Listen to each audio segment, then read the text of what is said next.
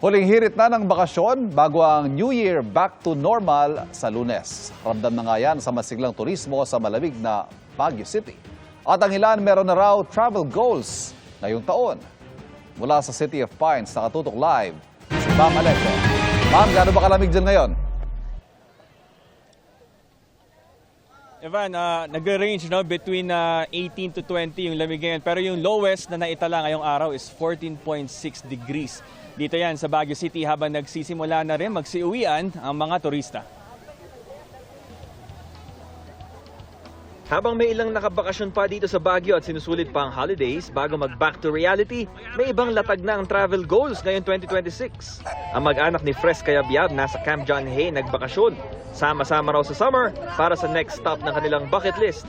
Ang plano namin ay makarating ng Sagada ulit. Sama-sama mga pamilya para yung memories, syempre. Ma-preserve. Si Sylvia Cruz naman na tubong Baguio, buhangin ng mga beach ang hanap pag umay na sa mga bundok. If ever gusto namin baler, La Union para may dagat. Ang vlogger na si Dudong Daos, ibang adventure ang gustong maranasan. Gusto ko Palawan magbo-boat ka, kayak, tas pupunta sa iba't ibang island. Level up naman ang couple goals nila Shaira at Jandel. Gusto nilang matatakan ang mga passport nila.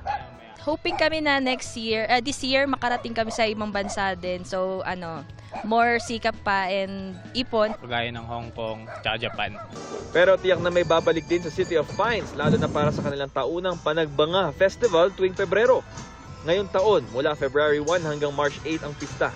Ayon kay Van Paino ng Baguio Flower Festival Foundation Incorporated, ang organizer ng Panagbanga Festival, dahil ikatlong dekada na ng pista ngayong 2026, 1 million pesos ang premyo ng mananalong large float sa isasagawang Grand Parade mula February 28 hanggang March 1.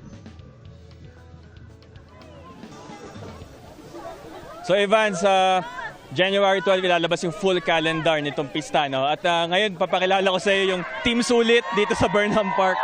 Ayun sila. Live mula rito sa Baguio City para sa GMA Integrated News. Bam Alegre, nakatutok 24 oras. Balik sa inyo dyan, Ivan.